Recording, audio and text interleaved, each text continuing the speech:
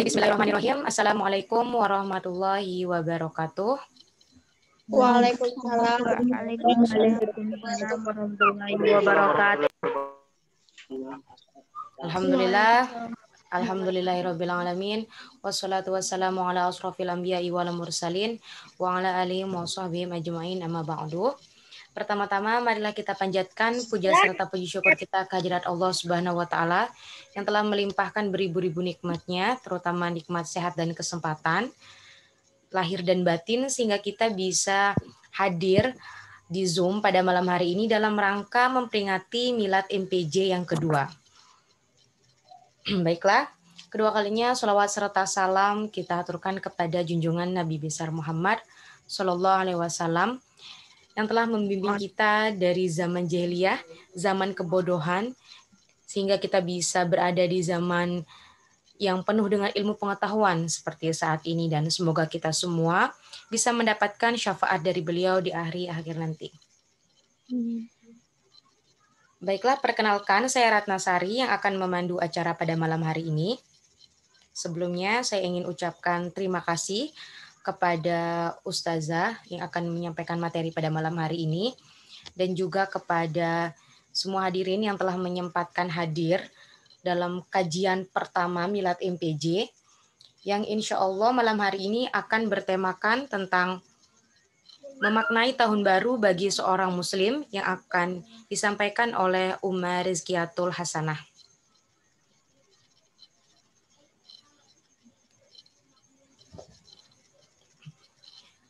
Jadi sebelum mulai acara, saya ingin mengingatkan sekali lagi untuk semua peserta untuk mengisi Google Form. Mungkin nanti Google Form akan diganti. Ini untuk kebutuhan sertifikat.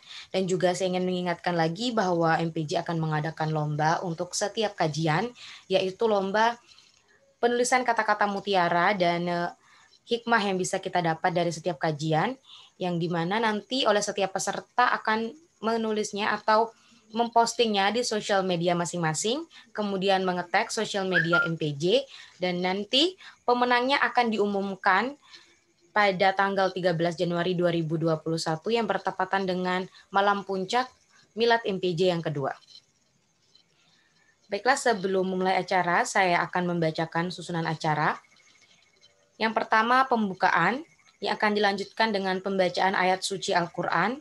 Yang selanjutnya sambutan. Acara keempat yaitu acara inti atau kajian yang akan dilanjutkan oleh beberapa waktu untuk diskusi, dan nanti akan ada dokumentasi, dan yang terakhir penutup. Baiklah, agar tidak membuang-buang waktu, marilah kita memulai acara pada malam hari ini dengan membukanya dan sama-sama membaca lafaz basmalah. Bismillahirrahmanirrahim. Bismillahirrahmanirrahim. Acara yang selanjutnya yaitu pembacaan ayat suci Al-Quran untuk lebih berkahnya acara kita pada malam hari ini. Tapi sebelum itu saya akan membacakan CV yang akan membacakan Al-Quran. Nama lengkap Luciana Fitri, nama panggilan Lucy, tempat tanggal lahir Mataram 26 Januari 2003, umur 17 tahun dan status siswi. Baiklah, kepada Ukti Luciana Safitri yang akan membacakan ayat suci Al-Quran, tempat dan waktunya dipersilahkan.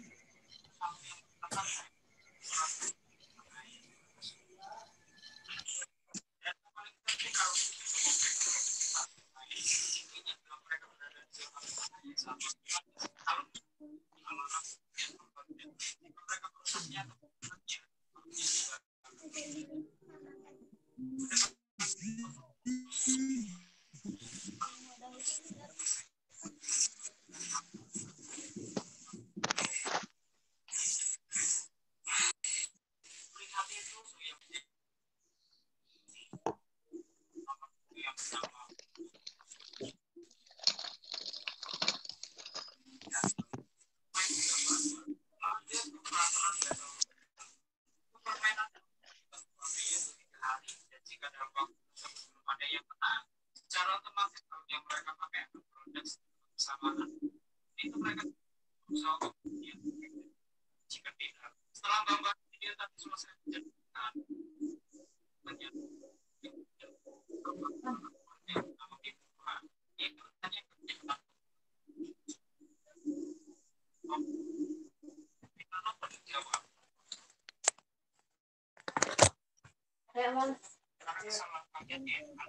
Silakan Uhti Luciana Safitri. Sudah tersambung atau masih gangguan?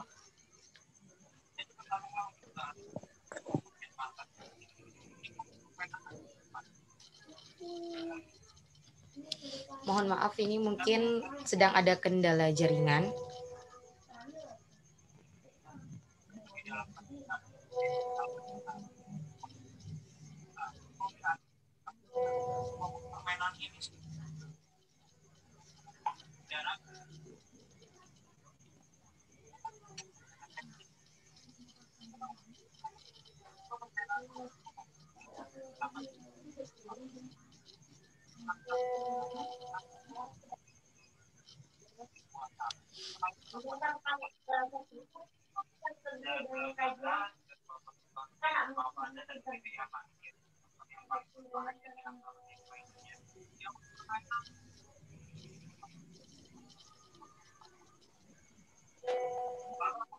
Di Luciana Safitri sudah hadir.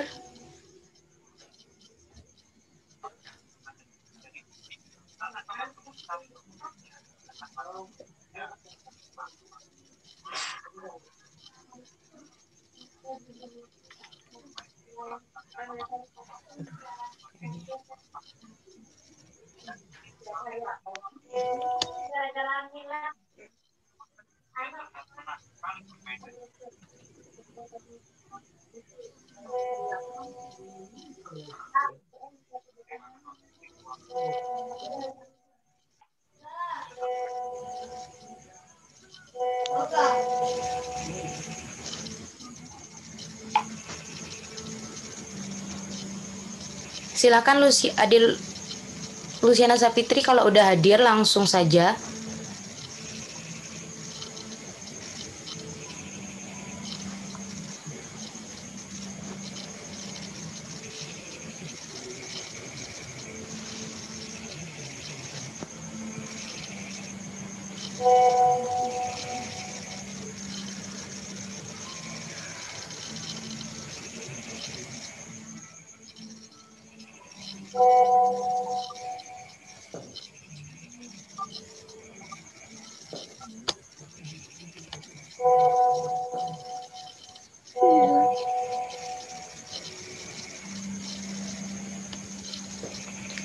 Uhti Luciana Safitri sudah bergabung. Silakan kalau sudah langsung di unmute suaranya. Iya, Kak. Silakan.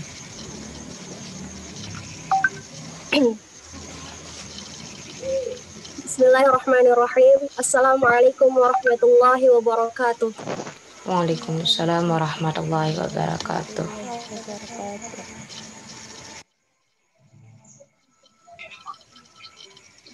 A'udzu billahi minasyaitonir rajim. Bismillahirrahmanirrahim. Ar-Rahman 'allamal Qur'an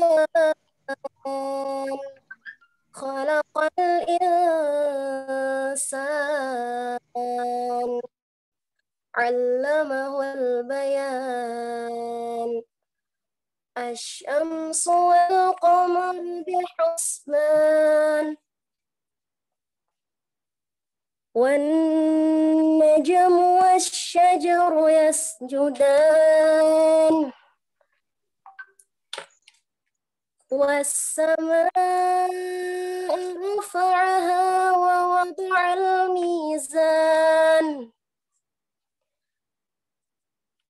ألا تطغوا في الميزان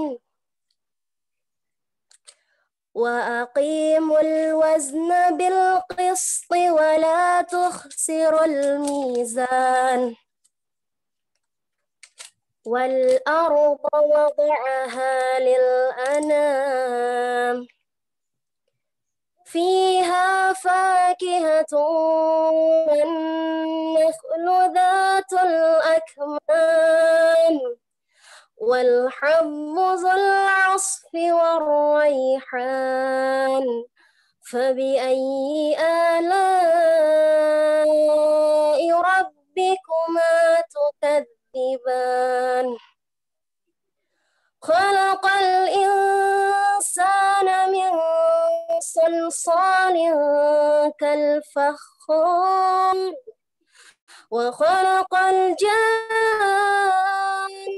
من مارج من نار فبأي آلاء ربكما تكذبان رب المشرقين ورب المغربين فبأي آلاء ربكما تكذبان مرج البحرين يلتقيان بينهما برزخ لا يبغيان فبأي آلاء ربكما تكذبان صدق الله العظيم. Assalamualaikum warahmatullahi wabarakatuh. Waalaikumsalam warahmatullahi wabarakatuh. Demikianlah pembacaan Al-Quran dari Ukhti Luciana Sapitri.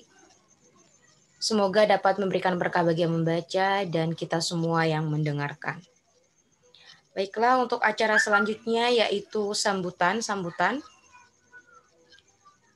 Sambutan pertama akan disampaikan oleh founder Muslimah Perindu Jannah, Ukhti Fadila Aryaningsih. Apakah sudah berada di room? Ukhti Fadila Aryaningsih.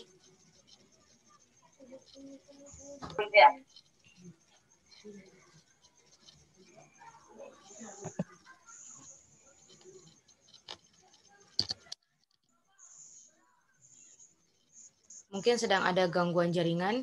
Jadi untuk sambutan, kita langsung ke sambutan Ketua Umum Muslimah Perindu Jannah kepada Ukhti Alfiana Safitri. Waktu dan tempat dipersilahkan. Terima kasih kepada Ukhti Filah Ratnasari. Assalamualaikum warahmatullahi wabarakatuh. Waalaikumsalam warahmatullahi wabarakatuh. Alhamdulillah rabbil alamin wa bihi nasta'inu ala umuri dunya waddin wassalatu wassalamu ala asrofil anbiya'i wal mursalin wa ala alihi wa sahbihi ajmain amma ba'd. Kepada yang terhormat Ustazah Rizkiatul Hasanah dan teman-teman salihah yang berbahagia. Pertama-tama, marilah kita panjatkan puji syukur kita atas kehadirat Allah Subhanahu wa taala yang telah memberikan rahmat, taufik dan hidayahnya kepada kita sehingga pada malam ini kita bisa berkumpul di Majelis Ta'lim Muslimah Perindu Jannah. Semoga acara malam ini bisa terlaksana dengan baik tanpa ada satu halangan apapun. Amin amin ya rabbal alamin.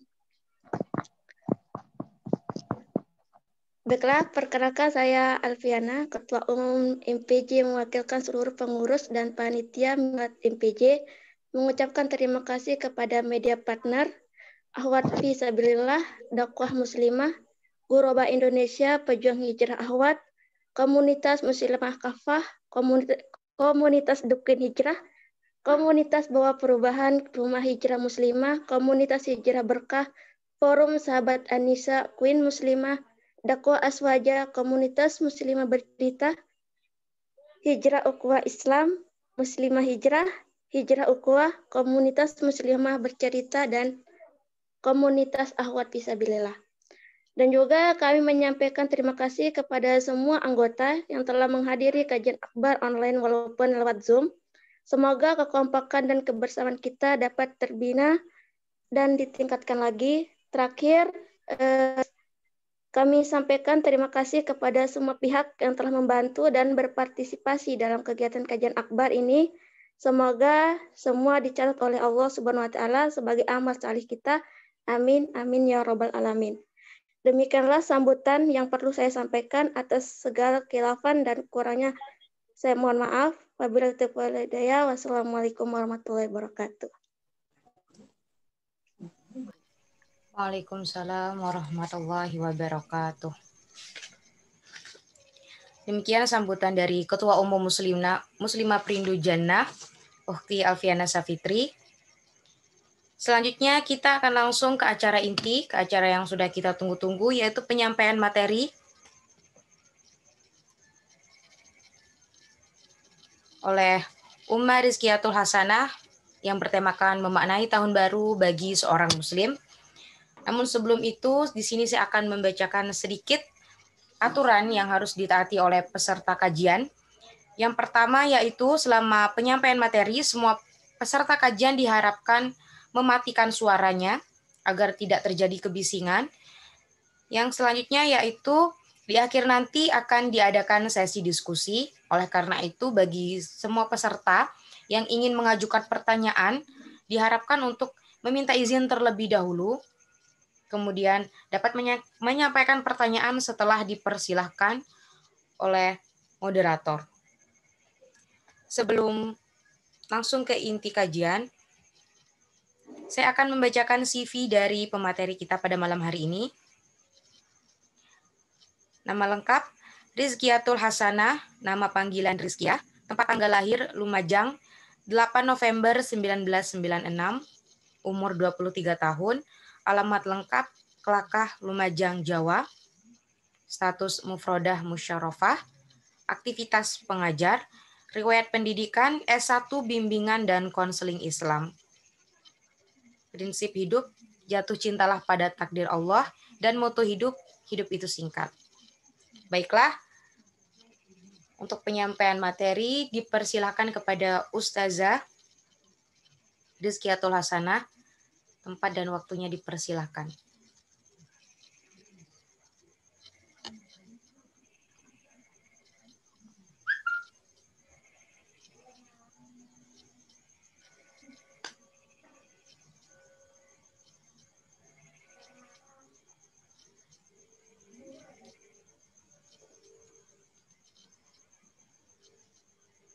Ustazah masih berada di room.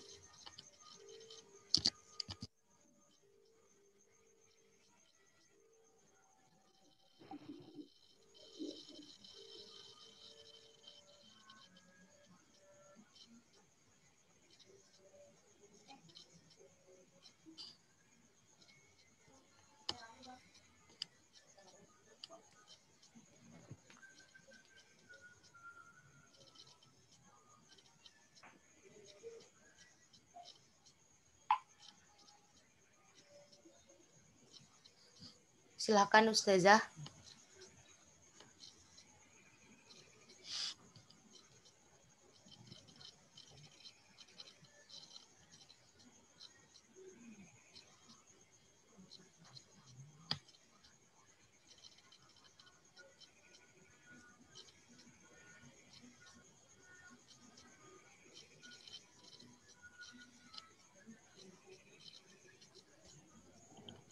Assalamualaikum.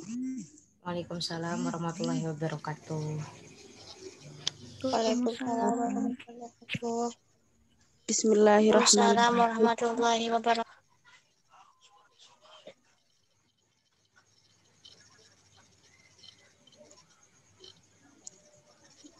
Bismillahirrahmanirrahim.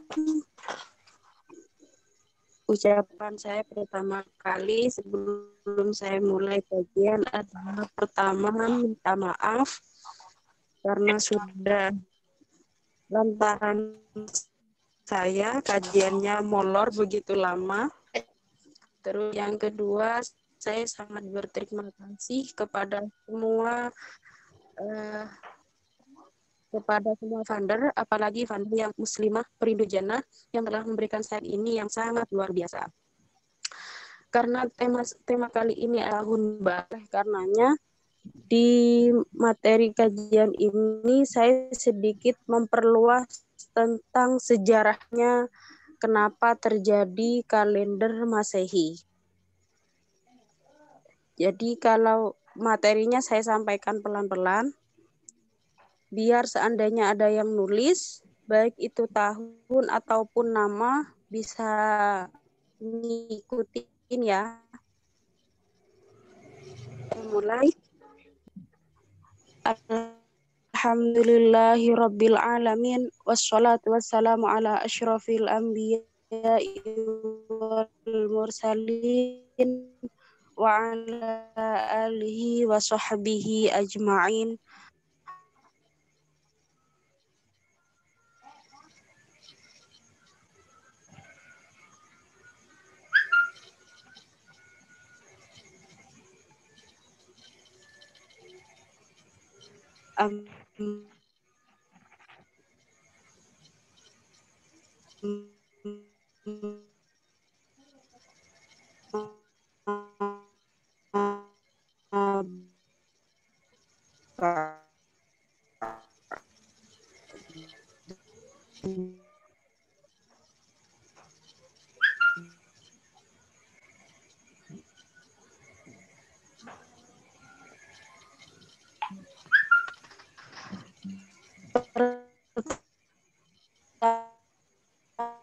Pertama-tama, marilah kita panjatkan yang mana kalau bukan karena cintanya Allah.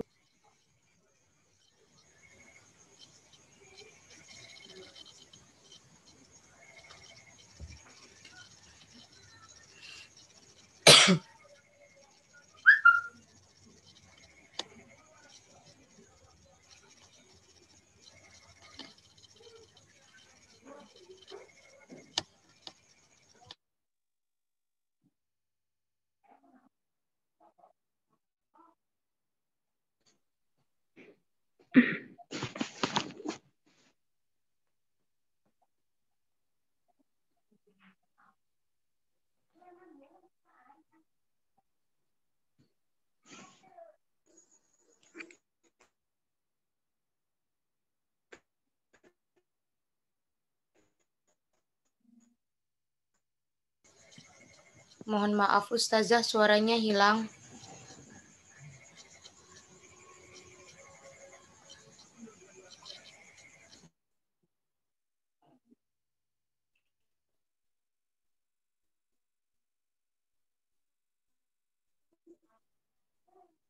Bismillahirrahmanirrahim.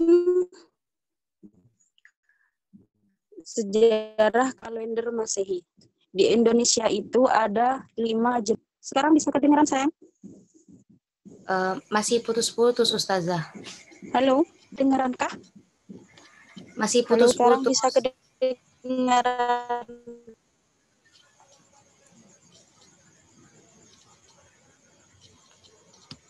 Maaf Ustazah, suaranya hilang.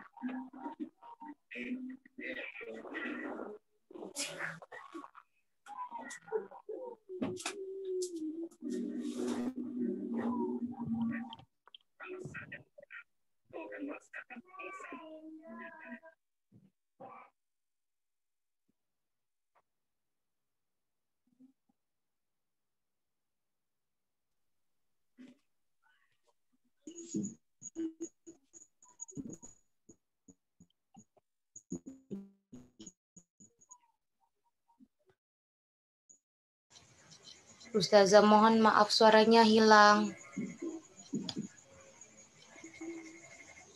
Bismillahirrahmanirrahim. Halo. Putus-putus. Assalamualaikum. Waalaikumsalam warahmatullahi wabarakatuh. Iya, tadi kehilangan sinyal. Sekarang sudah kedengaran? Udah ada, alhamdulillah udah ada. Udah.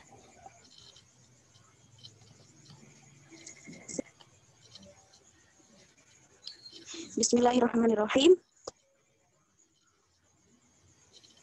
Di Indonesia ini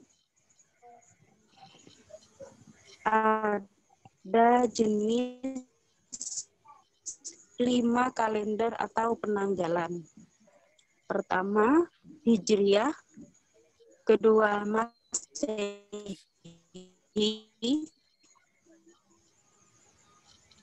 Tiga, Jawa.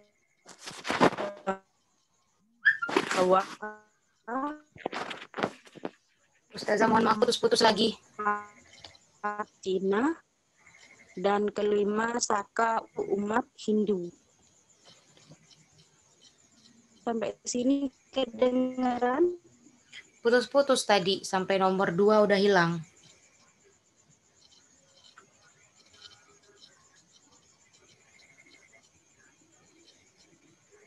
Halo? Iya Ustazah, tadi suaranya sampai yang kedua udah hilang. Sampai sini kedengaran? Kalau sekarang ada.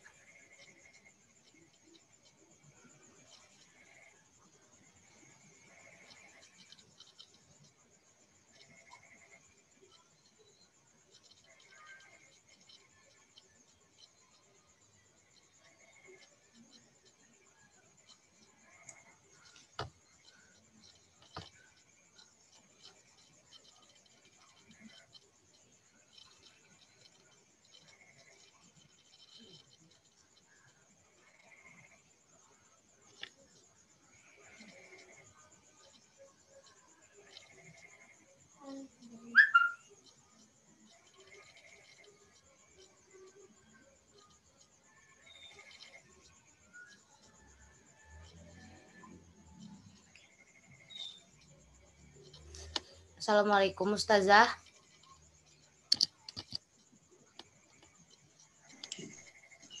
Halo, bismillah. Udah ada suaranya sekarang, tapi tadi hilang lagi. Saya mulai lagi ya. Ya. Bismillahirrahmanirrahim. Kalender di Indonesia itu jumlahnya ada 5. Pertama Hijriah, kedua Masehi, yang ketiga Jawa, 4 itu Cina, dan 5 itu kalender Saka bagi kalangan umat Hindu. Kalender Masehi ini diambil dari julukan Al-Masih Isa Al-Masih. Terus digunakan oleh Julian Caesar 527 Masehi. Dionysius Exiguus diperintah oleh Kaisar Justinian untuk membuat perhitungan tahun dengan bertolak titik kelahiran Yesus. Oleh karenanya yang dibuat pas lahirnya Yesus itu disebut Masehi.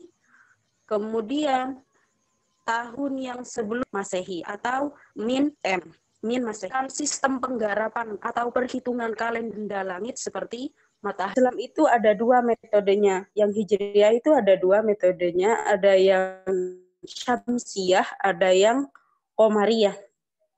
Nah, karenanya yang Syamsiyah itu dipakai oleh orang Romawi kuno dengan mengatasnamakan Al-Masih, maka di Islam itu membuat kalender berdasarkan hijrahnya Nabi, tapi bertitik fokus pada rotanya dan Roma. Kalender Romawi itu sebenarnya punya 10 nama bulan berjumlah 304 hari, dimulai dengan bulan Maret sebagai bulan pertama dan Desember itu bulan terakhir. Sampai sini bisa kedengeran?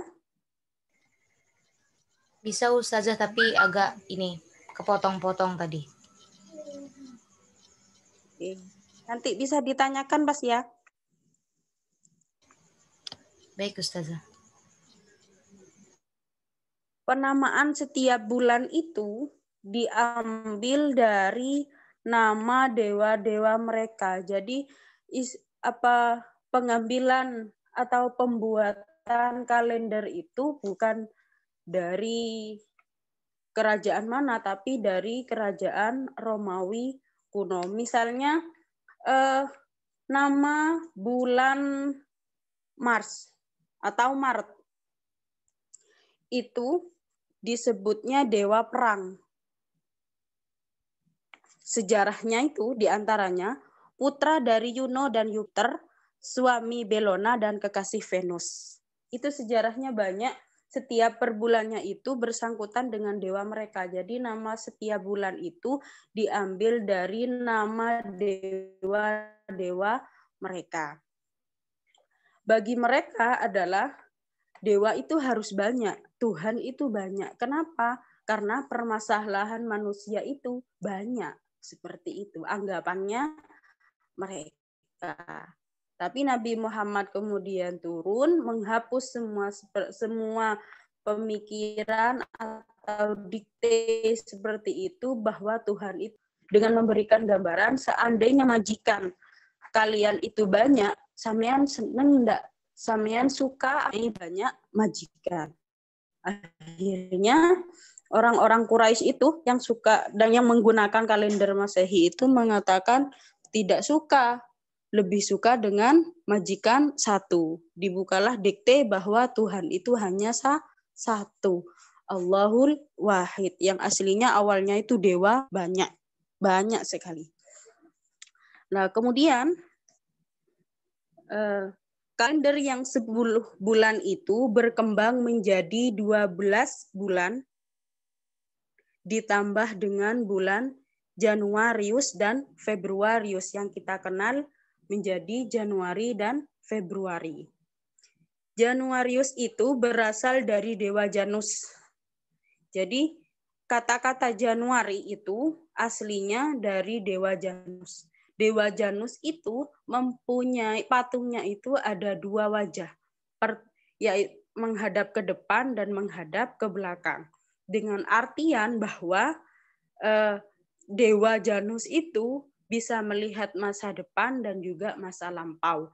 Itulah kenapa dijadikan patokan kalau bulan Januari itu dijadikan bulan tahun pertama, diambil menjadi perayaan tahun baru. Karena di situ mereka menganggapan bahwa Dewa Janus itu bisa melihat atau bisa mengamati tahun 2020 dan juga mengamati 2021 gitu. Dan berkembanglah karena banyak kemelesetan yang terjadi, banyak yang tidak sesuai, maka bertambah menjadi 12 bulan. Hal ini terjadi saat Julian Caesar berkuasa, dan Julian Caesar itu memberikan patokan-patokan atau menambah bulan itu yang awalnya 10 menjadi 12. Akhirnya karena terjadi penambahan bulan sekaligus penambahan hari, maka patokan hari yang sesuai dengan musim berdasarkan matahari itu salah. Misalnya di musim kemarau, musim semi itu ada di bulan September, terjadi di bulan Maret, misalnya seperti itu. Nah, kemudian Julian Caesar ini mendapat teguran oleh Mesir bahwa penghitungan kalendernya salah. Akhirnya Julian Caesar memberikan beberapa keputusan, di antaranya bahwa setahun itu berumur 365 hari. Patokannya, rujukannya dia mengatakan bahwa 365 hari itu karena bumi mengelilingi matahari selama 365,25 hari. Akan tetapi, dengan terjadinya seperti itu, berjalan, masih ada kemelesetan, masih tidak tepat pada sasaran. Akhirnya, setelah itu, Julian Caesar meninggal, dan sebagai pengenang bahwa ada kontribusi Julian Caesar di kalender Masehi itu, maka yang awalnya bulan Juli itu aslinya Quintilis, nama aslinya, nama bulannya, diubah menjadi bulan Juli. Ya, yang artinya Julian Caesar gitu. Bersangkutan dengan sejarahnya. Nah, kemudian Julian Caesar ini meninggal, kemudian digantilah kekuasaannya oleh Paus Gregorius 13. Dia itu mengoreksi dan mengeluarkan sebuah keputusan bulat bahwa untuk mengatasi keadaan darurat pada tahun 1582 itu, yakni pada masanya Julian Caesar, akhir-akhir Julian Caesar itu, maka diadakan pengurangan sebanyak 10 hari jatuh pada bulan Oktober. Sehingga pada bulan Oktober 1582 itu setelah tanggal 4 Oktober langsung ke tanggal 14 Oktober. Dan karena penyempurnaan ini namanya Gregorian, maka sebagai pengenangnya menjadi kalender Julian dan kalender Gregorius, seperti itu. Dan juga nama-nama hari di situ Sunday, Monday, Tuesday, dan sampai Saturday itu mereka mengambilnya dari hari-hari spesialnya mereka, yakni misal ya Sunday di situ hari penyembahan Dewa Matahari. Kalau Monday itu hari penyembahan Dewi Bulan, dan begitu pun seterusnya. Tidak ada sangkutannya dengan Islam. Nggak ada sama sekali. Loh, terus kapan Nabi Isa Al-Masih itu lahir? Diperkirakan Nabi Isa itu lahir pada saat musim semi. Apa dalilnya di situ? Saat Sayyidah Maryam melahirkan Nabi Isa, Sayyidah Maryam kan sendirian, Mbak, sendirian ya, nggak ada suami dan nggak ada yang menemaninya. Akhirnya Allah berfirman untuk menggoyangkan kepala pohon kurma. Akhirnya pohon kurma itu menjatuhkan bijinya, kemudian disitulah menjadi asupan energinya Sayyidah Maryam. Dan itu akan terjadi saat musim semi, sekitar bulan Oktober. Ya, sekitaran bulan Oktober kalau bulan Masehi. Sedangkan di kalender yang sekarang terjadi itu, padahal kelahiran Al-Masih itu atau kenaikan Al-Masih itu terjadinya di 25 Desember. Maka bisa ditarik kesimpulan bahwa kalender Al-Masih atau kalender Masehi itu sebenarnya kurang tepat jika dikaitkan dengan Nabi Isa Al-Masih, karena tanggal lahirnya jika berdasarkan dengan bulan dan tanggal yang dipakai dengan kalender Masehi sekarang itu kurang tepat begitu. Nah, apa yang bisa diambil dari kenapa sampai di Indonesia kalender itu, padahal itu kalendernya miliknya Romawi kuno atau kerajaan Romawi. Karena Indonesia termasuk PBB kan, anggota PBB. Nah, saat perkumpulan semua anggota PBB, karena kalender Julian dan kalender Gregorian ini dianggap menjadi kalender internasional, maka dimasukilah kalender itu ke Indonesia. Padahal sebelumnya Indonesia sudah menggunakan kalender Hijriah. Seperti itu. Nah, bagaimana dengan hukumnya kita menggunakan, seorang muslim ya, menggunakan kalender seperti itu? Boleh-boleh saja, hak-hak saja, tersah-sah saja, karena menggunakan kalender itu tidak merubah keyakinan, tidak merubah mindset kita untuk beralih agama kepada non-Islam, seperti itu. Nah, merayakan tahun baru seperti itu yang dilarang. Kenapa? Karena secara tidak sadar hal itu berkaitan dengan adat istiadat non-Islam. Sedangkan mengikuti adat istiadat non-Islam itu dikhawatirkan masuk kategori hadis man tasyabbaha min qaumin fahuwa minhum. Barang siapa yang mengikuti satu kaum itu, mereka adalah termasuk bagian dari kaum tersebut. Seandainya kita mengikuti misal naudzubillah tahun baru bakar-bakar, takutnya di situ kita masuk dalam kategori hadis tersebut, sedangkan bakar-bakar adalah kesukaannya golongan yang beragama Majusi. Majusi itu apa? Penyembah api. Yang mereka berkeyakinan bahwa semakin tinggi asap bakarnya, maka semakin tinggi pula rezekinya. Itu yang dikhawatirkan. Kenapa kalau kalender itu boleh-boleh saja, sah-sah saja kita menggunakannya sebagai umat Islam?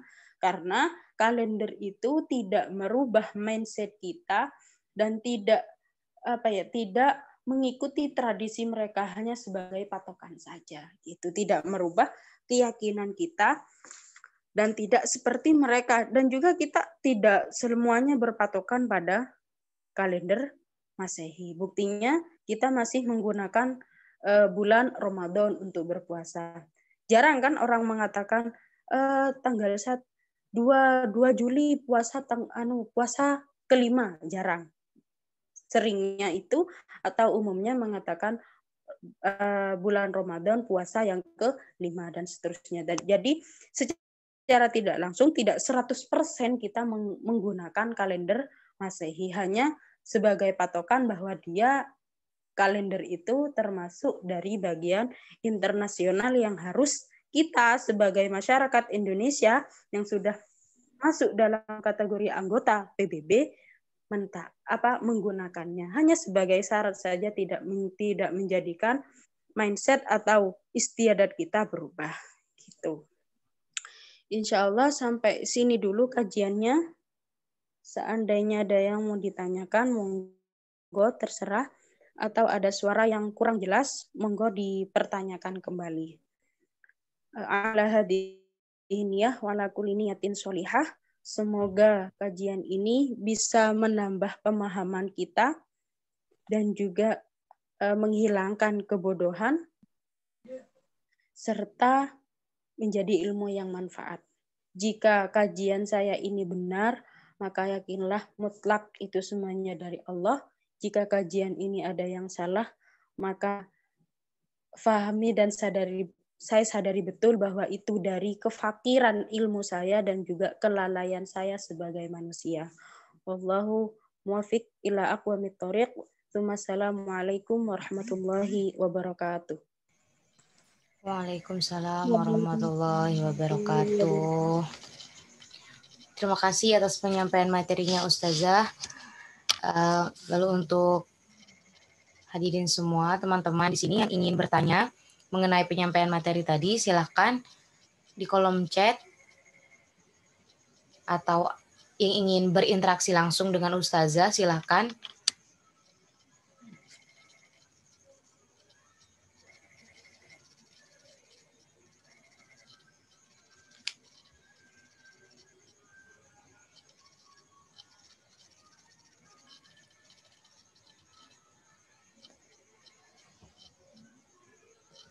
Ada yang ingin ditanyakan?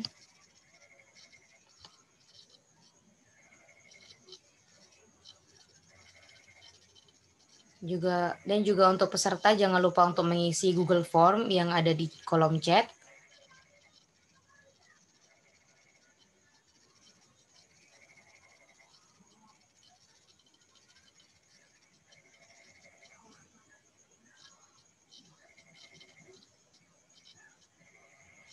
Tidak ada yang mau bertanya.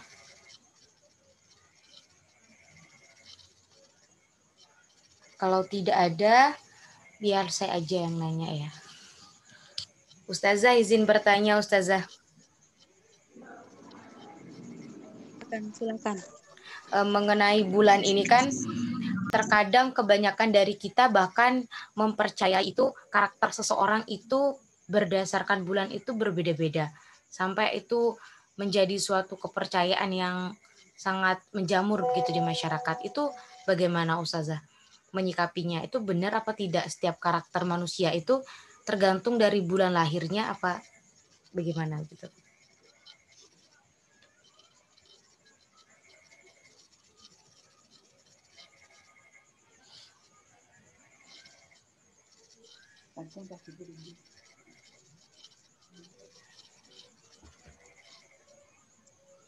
Bismillahirrahmanirrahim, sayang.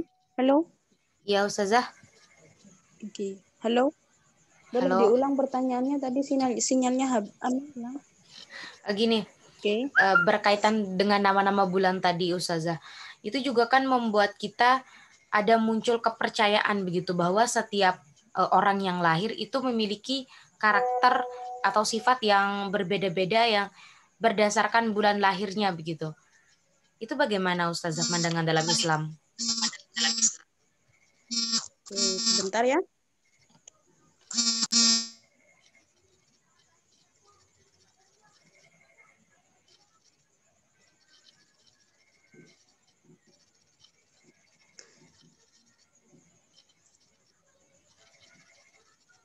Halo. Ya, Kedengaran Ustazah. suara saya? Ya, kedengaran. Oke, saya jawab. Bismillahirrahmanirrahim. Dalam dunia perbintangan itu ada dua ilmu yang kedua-duanya itu saling bertolak arah. Yang pertama itu astronomi, yang kedua astrologi. Yang satunya bermanfaat, yang satunya memicu, tidak bermanfaat, bahkan memicu pada ranah kemusyrikan. Kalau astronomi adalah ilmu hisab perbintangan yang dengannya menjadi perantara penentu masuk bulan Ramadan atau masuk bulan Syawal dan seterusnya. Sedangkan astrologi adalah ilmu perbintangan yang mayoritasnya memicu pada ramalan baik tentang zodiak ataupun tanggal lahir ataupun berdasarkan bulan hari seperti itu. Gitu. Jadi dalilnya, dalil kehalalan menggunakan astrologi itu atau ramalan, melihat anak itu berdasarkan bulan kelahiran atau tanggal kelahiran ataupun berdasarkan dengan zodiak, itu tidak ada dalil yang menghalalkannya. Kenapa? Karena hal seperti itu tidak lebih, tidak kurang sama halnya kita percaya kepada dukun atau peramal gitu. Bahkan dalam hadis itu diterangkan jika percaya akan dukun atau peramal ataupun semacamnya, maka sholatnya tidak akan diterima selama 40 hari. Selama 40 hari itu sholatnya tetap sah, tapi tidak ada pahala. Begitu. Karena dengan peramalan atau melihat orang berdasarkan tanggal lahir ataupun bulan, itu secara tidak langsung kurang mempercayai takdir Allah. Paham ya sampai sini? Paham, Ustazah. Halo? Iya, Ustazah.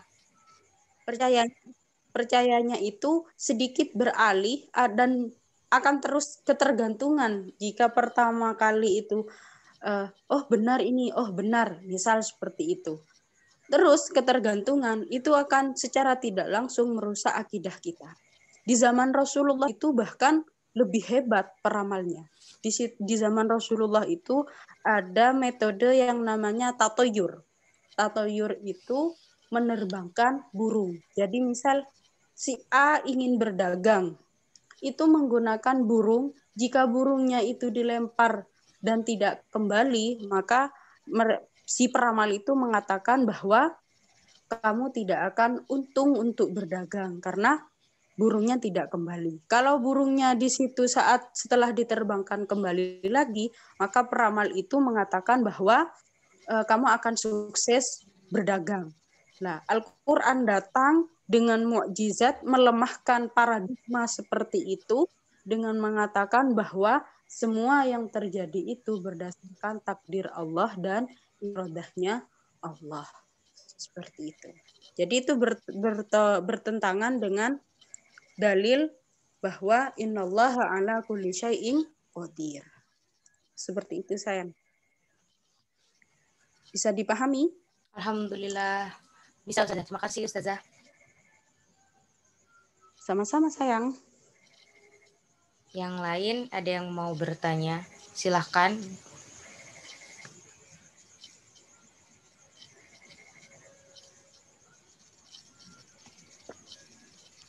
Mohon izin moderator. Silahkan.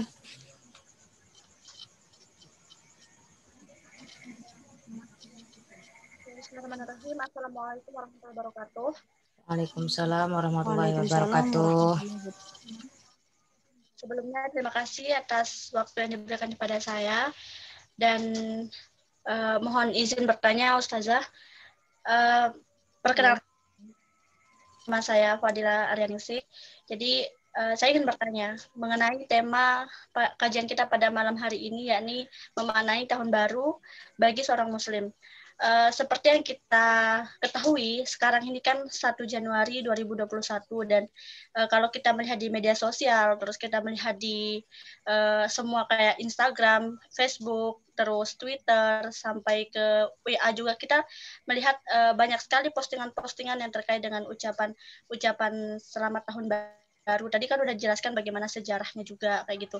Nah, di sini saya penasaran aja, maksudnya bagaimana semestinya kita untuk menyikapi hal tersebut kayak gitu sebagai seorang Muslim, bagaimana, karena di sini kan memaknai tahun baru, bagaimana kita melakukan atau menyesuaikan diri kayak gitu.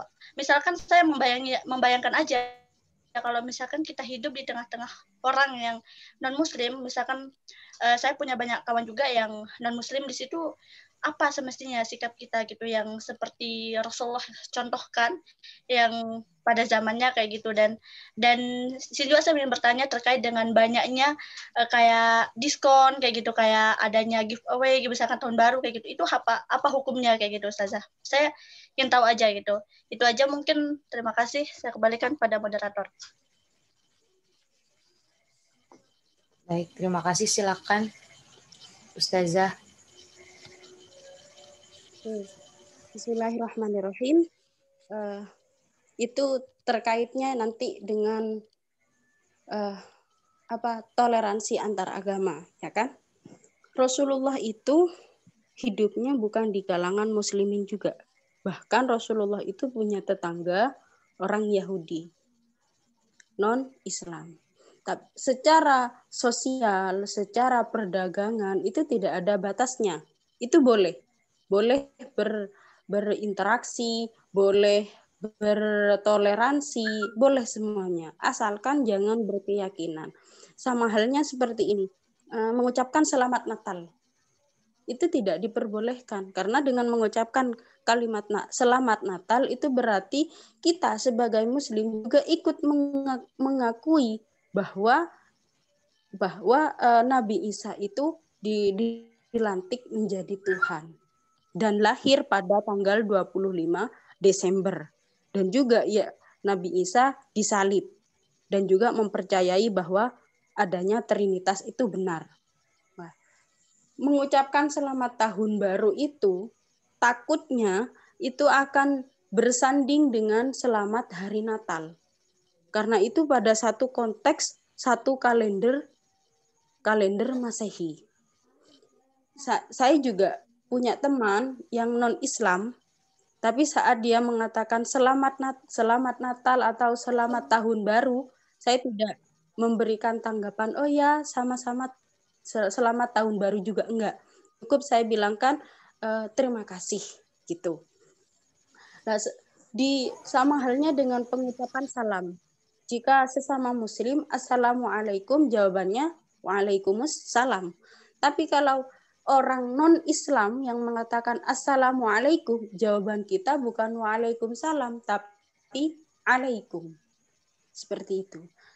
Kan cuma ucap, ya sama. Syahadat juga ucapan.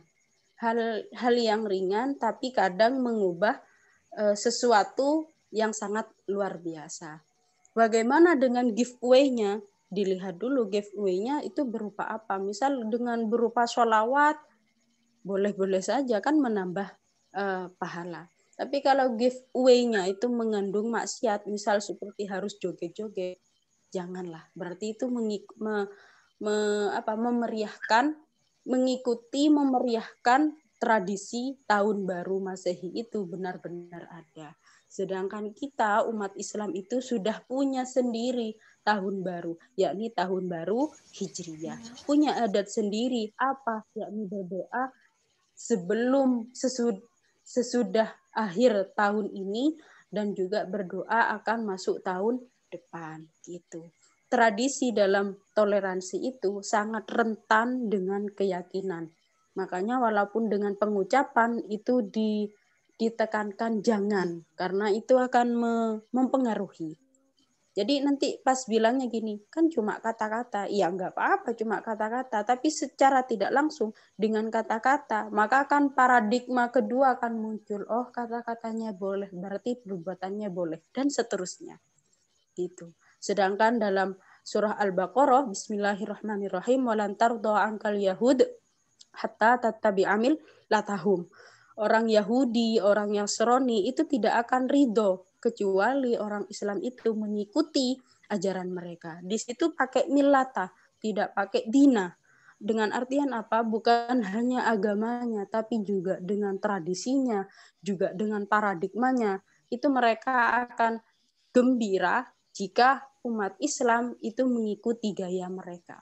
Gitu. Makanya orang Nasrani, orang Yahudi dan seterusnya itu tidak langsung menghancurkan Islam dengan Islamnya yang dirobek, tidak, tapi melalui dengan budaya. Misalnya budaya kalau menggunakan baju muslimah itu kelihatan norak, sedangkan menggunakan you can see itu kelihatan kaya dan modis dan seterusnya.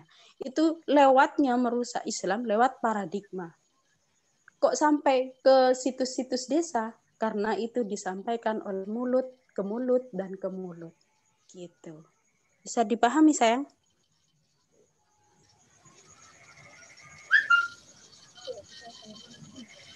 Halo? Iya. Bisa dipahami? Insya Allah bisa, Ustazah. Tadi kan terkait dengan ini, Ustazah, mungkin sedikit menambah untuk pertanyaannya. Tadi kan terkait dengan teman kita yang non-muslim atau toleransi. Sekarang bagaimana dengan teman kita yang muslim tapi dia ikut mengucapkan, itu bagaimana sikap atau perilaku kita sebagai sesama muslim kayak gitu. Yang tadi itu misalkan adanya ancaman bagi agama kita dengan dari luar yang non-Islam, tapi sekarang bagaimana dengan kita terhadap saudara kita yang mengucapkan kayak gitu. Itu bagaimana, Ustazah? Itu masuk pada kategori mencegah kemungkaran, ya kan? Mencegah kemungkaran itu ada 3 metode. Kalau bisa dengan kekuasaan, ya dengan kekuasaan atau pakai tangan. Ada yang mengatakan yadun itu pakai tangan asli, lafadz harfiahnya menggunakan tangan. Ada yang mengatakan bahwa yadun itu diartikan dengan kekuasaan. Kalau tidak bisa dengan kekuasaan atau menggunakan tangan, maka dengan ucapan. Samian enggak boleh loh hukumnya mengucapkan seperti ini. Misal, Samian kamu enggak boleh loh mengatakan seperti ini, dalam agama Islam itu seperti ini. Misalnya menegurnya dengan halus, baik itu menggunakan kuetes atau menggunakan kata-kata atau menggunakan kartu ucapan yang tidak memperbolehkan hal seperti itu, misalnya, atau mengirimkan ceramah. Misalnya banyak caranya di situ yang mewakili kata mencegah kemungkaran menggunakan ucapan itu banyak sekali. Misal dikirimkan buku keterangan tentang hal seperti itu ataupun kitabnya langsung boleh. Dan yang ketiga, jika seandainya ditegur dengan ucapan tetap, jika ditegur dengan tangan atau tindakan itu tetap, maka yang kita lakukan adalah bil qalbi, dengan hati. Walaupun dengan kategori hati itu termasuk kadar iman yang paling lemah. Tapi daripada tidak menegur sama sekali, lebih baik menegur. Gimana kalau tidak menerima? Gimana kalau kita dibenci? Nah, kita lihat Rasulullah dulu. Rasulullah itu kurang baik apa? Kurang bagus apa? Bahkan orang Yahudi yang buta, yang mengejek harga diri Rasulullah, Rasulullah masih mau menyuapi beliau setiap hari. Tapi masih banyak, bukan hanya sedikit yang benci kepada Rasulullah. Itu bisa ditarik kesimpulan bahwa dalam memberikan nahi amar ma'ruf nahi mungkar, kita tidak bisa memaksa orang itu masuk pada kita atau mengikuti apa yang kita inginkan, karena hakikatnya keimanan seseorang ataupun hidayah dari Allah itu hanya Allah yang tahu. Bisa dipahami, sayang? Ya, bisa Ustazah. Syukran Ustazah untuk jawabannya. Sama-sama. Ustazah, ini masih ada beberapa pertanyaan dari kolom chat. Monggo, silakan. Yang pertama ini dari Isnaini. Assalamualaikum warahmatullahi wabarakatuh. Afwan mau bertanya Ustazah.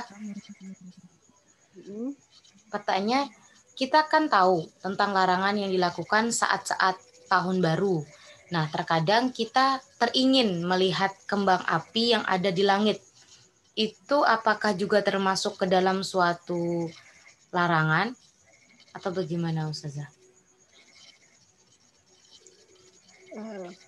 Ulama itu sudah mengantisipasi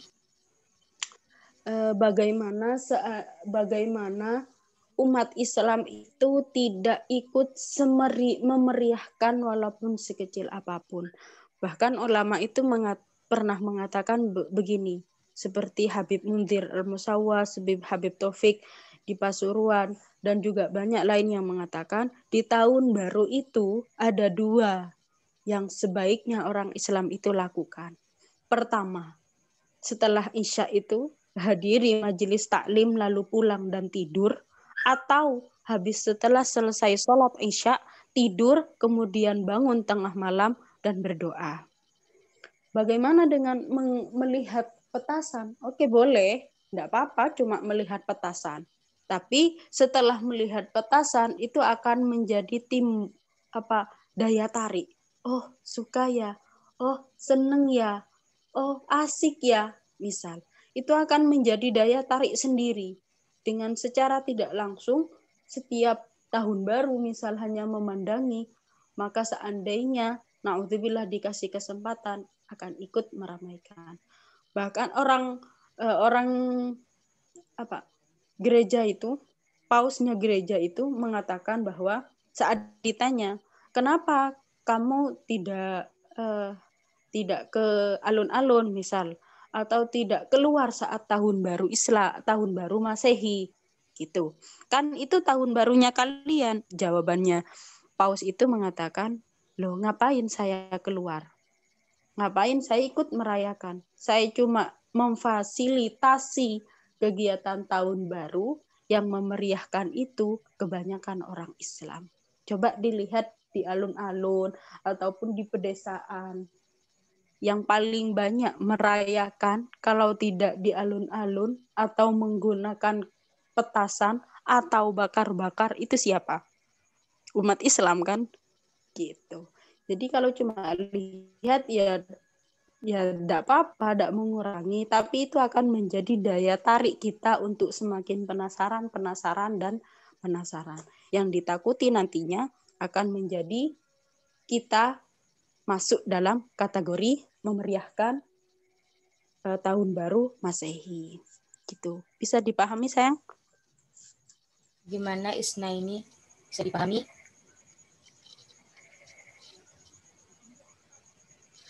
Sepertinya sudah Ustazah, dan ini ada satu pertanyaan lagi nih Ustazah. Dari Nurul Najwa. Assalamualaikum warahmatullahi wabarakatuh. Afwan Ustazah, Ana mau tanya. Kalau kita merayakan tahun baru dengan bakar-bakar dengan keluarga itu bagaimana ya Ustazah? Gitu Ustazah. Oke. Bismillahirrahmanirrahim. Habib Taufik Abdurrahman As-Segaf, beliau pernah mengatakan seperti ini. Jangan karena mentakuti hadis masuk ke kategori man tasyabbaha minkum min fahuwa minhum, barang siapa menyerupai satu kaum maka mereka termasuk golongannya, yang ditakuti masuk dalam kategori hadis tersebut. Makanya kalau seandainya punya rencana bakar-bakar dengan saudara, mau acara bakar-bakar dengan keluarga, seharusnya jangan melakukannya pas di tanggal 1 Januari. Karena hal itu sengaja atau tidak sengaja, niat, maksud memeriahkan ataupun tidak, secara tidak langsung itu memeriahkan tahun baru Masehi. Seandainya memang niat, sangat punya keinginan untuk punya acara bakar-bakar, pilihlah selain tanggal 1 Januari, misal tanggal 2 Januari, 3 Januari, ataupun 31 Desember, 30 Desember, dan seterusnya. Asal jangan tanggal 1. Kenapa? Karena hal itu juga memicu secara tidak langsung memeriahkan acara tahun baru Masehi. Dan acara bakar-bakar yang dilakukan di tahun baru Masehi itu punya maksud. Maksudnya apa? Di situ ajarannya Majusi, si penyembah api, berkeyakinan bahwa semakin asapnya tinggi, maka semakin banyak rezekinya. Buktinya, kebanyakan orang yang bakar-bakar itu tidak bakar-bakar di dapur, tapi bakar-bakarnya di halaman. Kenapa demikian? Karena kalau di dapur asapnya tidak akan kemana-mana, hanya ada di dapur. Sedangkan kalau di halaman asapnya akan mendarat tinggi. Itulah perbedaannya kenapa saat bakar-bakar di tahun Januari, tanggal 1 Januari itu ada di luar. Berbeda sudah. Dari pelaksanaannya pun sudah berbeda. Jadi seharusnya kalau memang mengadakan acara seperti itu, jangan di tanggal 1 Januari. Gitu. Bisa dipahami? Alhamdulillah Ustazah. Dan untuk pertanyaan terakhir nih Ustazah, dari Rafika Putri. Menanyakan bahwa bagaimana hukum mempercayai zodiak Ustazah? Haram. Bismillahirrahmanirrahim, jawabannya haram. Karena itu sudah secara tidak langsung ya, itu sudah tidak mengakui bahwa Allah Maha Kuasa. Kalau sudah tidak mengakui bahwa Allah itu Maha Kuasa, berarti dia mengakui bahwa ada yang lebih kuasa daripada Allah. Sedangkan hal demikian adalah kufur atau disebutnya kafir. Naudzubillah, makanya tatoyur ataupun metode-metodenya orang Nasrani dulu itu dihapuskan. Karena itu tradisinya atau kepercayaannya orang Nasrani. Al-Quran datang membersihkan paradigma seperti itu dengan mengatakan innallaha ala kulli syai'in qadir, gitu. Itu sama halnya dengan peramal, percaya dengan peramal. Gimana kalau hanya iseng? Sama. Kan nggak ada manfaatnya, nggak mempercayai lah. Kalau nggak ada manfaatnya, kalau nggak mempercayainya, kenapa buang-buang waktu dengan hal sesuatu yang tidak bermanfaat? Gitu. Jadi gunakanlah yang lain. Misal baca quotes hikmah lah, baca Al-Quran atau sholawat dalam hati, daripada membuang waktu yang tidak bermanfaat. Atau kalau sampai percaya memicu pada kemusyrikan. Seandainya pun itu benar, kan itu benar kalau lahirnya Scorpio misal. sifatnya seperti ini. Itu hanya prasangka, bukan sesuatu yang memang benar-benar hak sesuai kenyataan. Buktinya misal yang lahir Scorpio orangnya pendiam, orangnya ceria, misal pendiam tapi ceria. Banyak juga kok orang yang lahir Scorpio tapi orangnya galak, kan gitu. Nggak semuanya benar. Karena itu bukan langsung dari Allah. Bisa dipahami? Bisa Ustazah. Lalu untuk begini Ustazah, kalau kita sudah terbiasa gitu mempercayai zodiak-zodiak seperti ini, terus terkadang kalau tidak sengaja mendengar ramalan zodiak, lalu hati kita terketuk gitu kayak, oh iya benar gitu. Ada rasa meyakini gitu, tapi gimana Ustazah?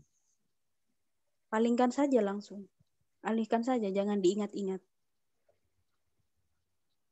Kalau diingat-ingat nanti dipercayai terus ditekuni sampai hatta hakikatnya keyakinan mengubah mindset bahwa oh berarti peramal itu benar. Itu sama halnya kita percaya pada dukun. Sedangkan percaya pada dukun, datangnya saja pada dukun dan mempercayainya itu 40 hari sholat kita tidak dianggap pahala.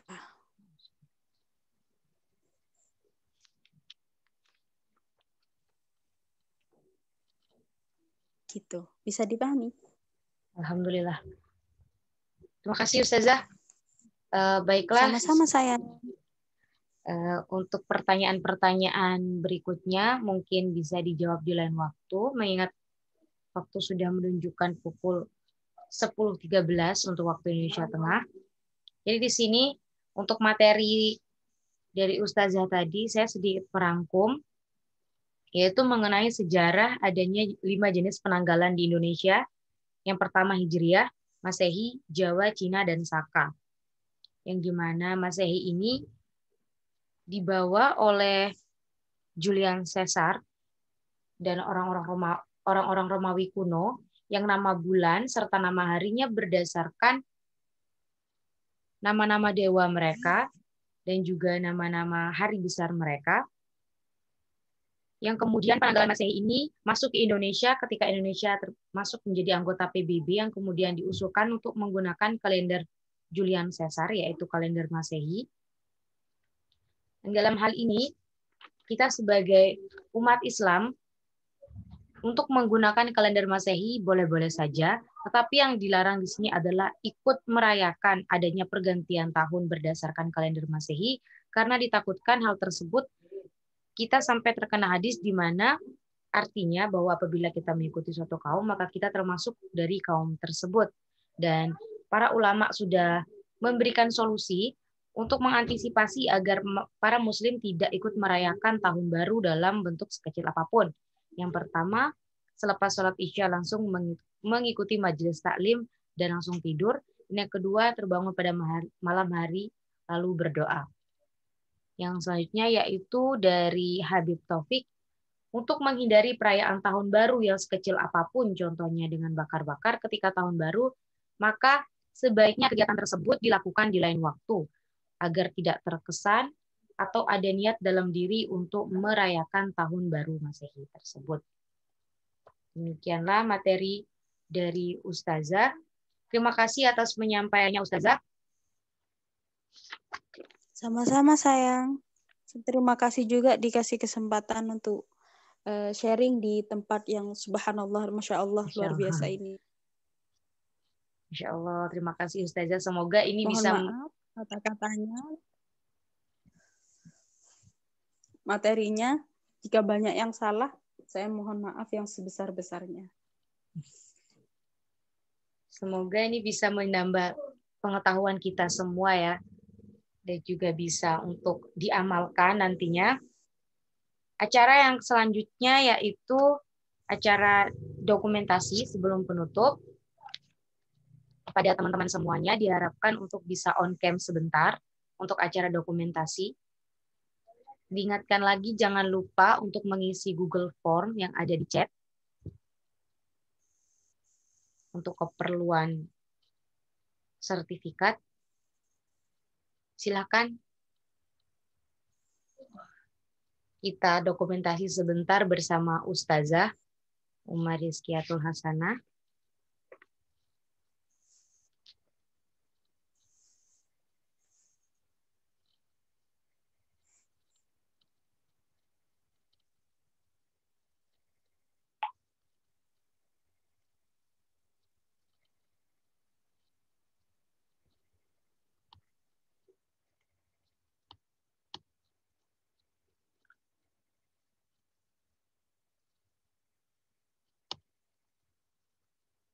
Sudah ya, sebentar.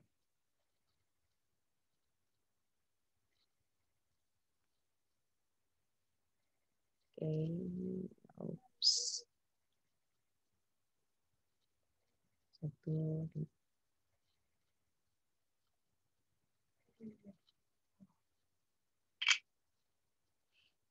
Maaf.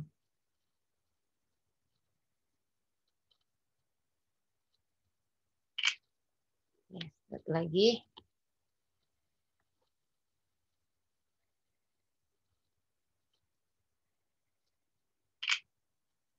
Baiklah.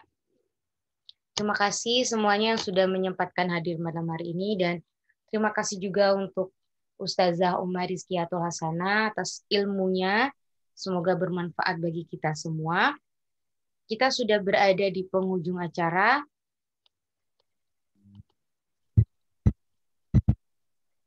Ini mari kita tutup acara pada malam hari ini dengan sama-sama membaca lafaz hamdalah. Alhamdulillahirabbil alamin. Terima kasih untuk teman-teman semua. Saya ingatkan lagi, jangan lupa mengisi Google Formulir. Dan kajian ini masih akan ada 9 hari lagi. Jadi sampai ketemu di kajian-kajian berikutnya. Assalamualaikum warahmatullahi wabarakatuh. Waalaikumsalam warahmatullahi wabarakatuh. Sekarang boleh keluar kok semua.